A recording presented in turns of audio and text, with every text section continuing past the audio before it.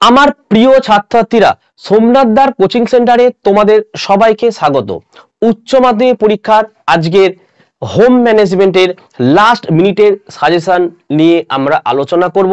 আমরা টেস্ট পরীক্ষার সময় একটি সাজেশন কিন্তু আপলোড করেছিলাম। আশা করা যায় প্রত্যেকে টেস্ট পরীক্ষায় সব কটি প্রশ্ন কিন্তু কমন পেয়েছিলেন। আজকের আমরা লাস্ট মিনিটের সাজেশনটা কিন্তু পোস্ট করব। এই সাজেশনটি অবশ্যই তোমাদের এবিটিএ টেস্ট পেপার, WBH এবং WB এর তিনটে টেস্ট পেপারকে একসাথে আমরা রেখেছি। রেখে যে প্রশ্নগুলো বারবার এসছে সেই প্রশ্নগুলোকে আমরা কিন্তু এখানে তুলে ধরেছি এবং অবশ্যই টেস্ট পরীক্ষার বিভিন্ন স্কুলের প্রশ্নপত্রটাকেও আমাদের কিন্তু দেখা হয়েছে। তোমাদের মাথায় রাখতে হবে তোমাদের প্রায় 12টা চ্যাপ্টার রয়েছে এই হোম ম্যানেজমেন্ট সাবজেক্টে। 30 নাম্বার তোমরা প্র্যাকটিক্যাল, প্রত্যেকে কিন্তু পরীক্ষাতে 30-এ 30 বা 29 অবশ্যই পাবে। আর কি 5-7-এ 35 নাম্বারের সাজেশনের যে ভিডিও আমরা পোস্ট করব, প্রত্যেকটা প্রশ্ন তোমরা পড়ে যাও, এর বাইরে আর প্রশ্ন আসে না। বিগত বছরের মতো এই বছরে তোমরা কমন পাবে, কিন্তু মাথায় রাখতে হবে 1 নম্বরের 21খানা এমসিকিউ, 1 নম্বরের 14খানা এসএকিউ। এই যে তোমাদের 35টা নাম্বার খুব গুরুত্বপূর্ণ। যারা এই 35-এ 35 পাবে না, তারা কিন্তু এই সাবজেক্টের 90-এর উপরে কিন্তু নাম্বার তুলে ফেলতে পারো।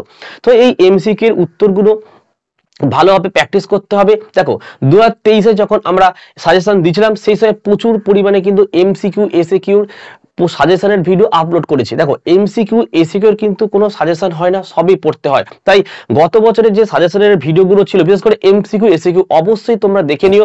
এই ভিডিওর ডেসক্রিপশন বক্সে আমি প্রত্যেকটা ভিডিওর লিঙ্ক কিন্তু দিয়ে দেবো, তো অবশ্যই তোমরা ভিডিওগুলো দেখো। তো চলো আমরা সাজেশনটা দেখে নিই।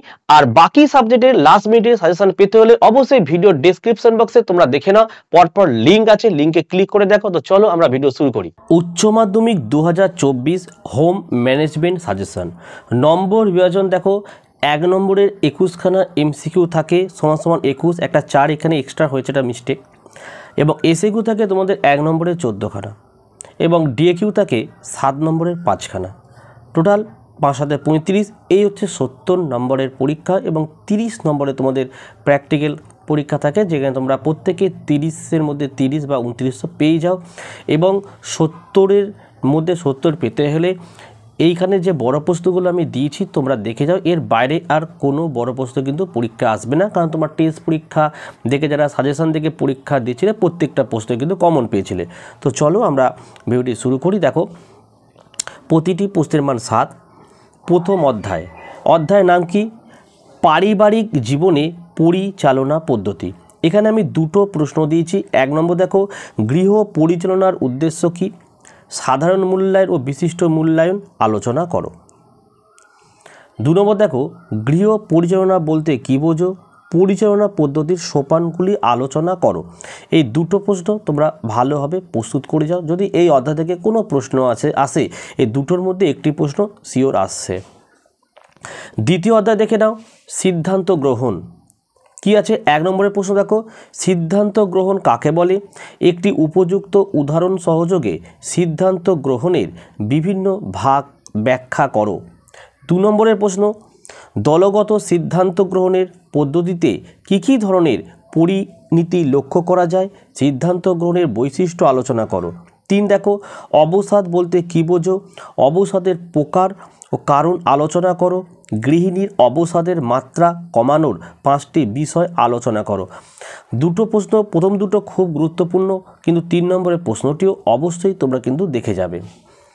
তৃতীয় অধ্যায় দেখে নাও, সময়ের নিপুণ ব্যবহার। 1 নম্বরের প্রশ্ন হচ্ছে, সময় পরিচালনার সংজ্ঞা দাও। সময়ের সদ্ব্যবহারের 6টি উপাদান বর্ণনা করো। 2 নম্বরের প্রশ্ন, সময় পরিচালনার গুরুত্ব লেখো। সময় পরিচালনার পর্যায় লেখো। 3, সময় পরিকল্পনার বৈশিষ্ট্য লেখো এবং সময়ের সদ্ব্যবহারের গুরুত্ব লেখো। 4 নম্বর চ্যাপ্টার থেকে একটি প্রশ্ন পড়ে যাও, অবসাদ কাকে বলে? অবসাদের প্রকার ও কারণগুলি আলোচনা করো।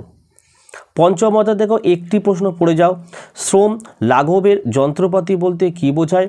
রান্নাঘরে শ্রম লাঘব করে এরকম 3টি যন্ত্রপাতি ব্যবহারের সুবিধা সম্পর্কে আলোচনা করো। 6ষ্ঠ অধ্যায়, পারিবারিক আয় পরিচালনা। পারিবারিক বাজেট কাকে বলে? পারিবারিক বাজেটের উদ্দেশ্য হিসাব রাখার পদ্ধতি আলোচনা করো। 2 দেখো বিমা কয় প্রকার ও কী কী?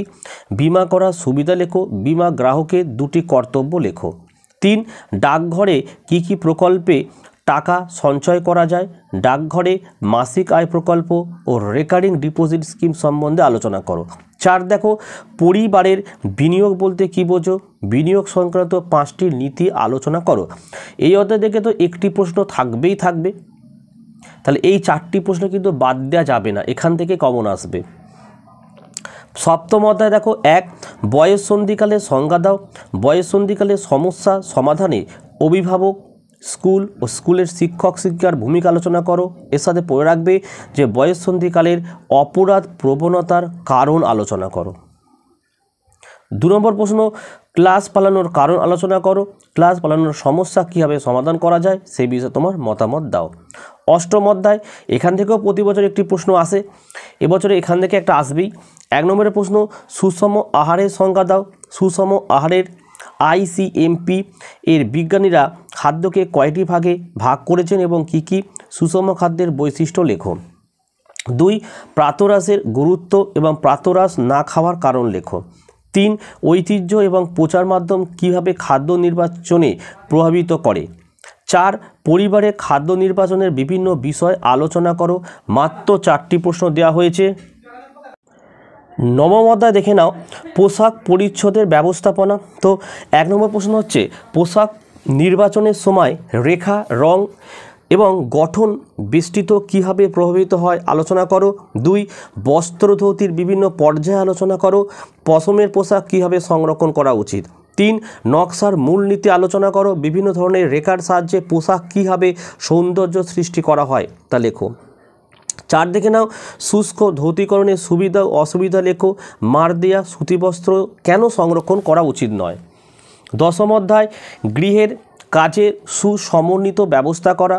1 এটা কিন্তু মিস্টার গৃহের হবে, গৃহের কীটপতঙ্গ নিয়ন্ত্রণের 7টি বিষয় আলোচনা করো। 2 যে কোনো 4টি গৃহের কীটপতঙ্গের কথা উল্লেখ করো যেগুলি আমাদের জীবন এবং সম্পত্তি ক্ষতি করে। 3 নম্বরের প্রশ্ন উদাহরণসহ গৃহের কীটপতঙ্গের শ্রেণীবিভাগ করো। কীটনাশক পদার্থ ব্যবহারের সতর্কতামূলক ব্যবস্থা কীভাবে নেবে। 4 গৃহের কীটপতঙ্গগুলির শ্রেণীবিভাগ লেখো। ছারপোকা ও আরশোলার নিয়ন্ত্রণ বিধি আলোচনা করো। 11 অধ্যায় গৃহের আসবাবপত্র বিন্যাসের সময় কী কী বিষয় বিবেচনা করা প্রয়োজন বর্ণনা করো। চিত্রসহ শোয়ার ঘরের আসবাবপত্রের বিন্যাস দেখাও। 12 অধ্যায় উপভোক্তা প্রশিক্ষণ। প্রতি বছর এখান থেকে প্রশ্ন থাকে। 1 মান নির্দেশক চিহ্ন বলতে কী বোঝো। পণ্য নির্বাচনে উপভোক্তাকে কিভাবে এগুলি সহায়তা করে। পণ্য কেনার সময় বিজ্ঞানের দ্বারা উপভোক্তা কিভাবে প্রভাবিত করে। 2 উপভোক্তা সুরক্ষা আইন কবে প্রবর্তন হয় এবং উপভোক্তা সুরক্ষা কাউন্সিলের কাজগুলি লেখো। উপভোক্তা সুরক্ষা আদালতে অভিযোগ জানাবার পদ্ধতি লেখো। 3 পণ্যের লেবেল কাকে বলে। লেবেলে কী কী বিষয়ে উল্লেখ থাকা প্রয়োজন। এখান থেকে কিন্তু একটি প্রশ্ন বছর আসছে। 13 অধ্যায় সম্প্রসারণ শিক্ষা। 1 সম্প্রসারণ শিক্ষার মেথড ডেমনস্ট্রেশনের উদ্দেশ্য, পদ্ধতি এবং সীমাবদ্ধতা আলোচনা করো। 2 রেডিও, টিভি ও সংবাদপত্রের সামাজিক ভূমিকা ও সীমাবদ্ধতা আলোচনা করো। 3 রেজাল্ট ডেমনস্ট্রেশনের উদ্দেশ্য, প্রক্রিয়া, রূপায়িত পরিকল্পনা, পরিণতি এবং সীমাবদ্ধতা আলোচনা করো। তো এই সাজেশনগুলো তোমরা একটু ভালো করে পড়ে যাও। ভিডিওটি তোমাদের কেমন লাগলো অবশ্যই কমেন্ট করে জানাও, আর কোন কোন বিষয়ে লাস্ট মিনিটে সাজেশন লাগবে বা নোট লাগবে সেটা কমেন্ট করে জানাও, তবে সেই ধরনের ভিডিও অবশ্যই আমি পোস্ট করে দেবো।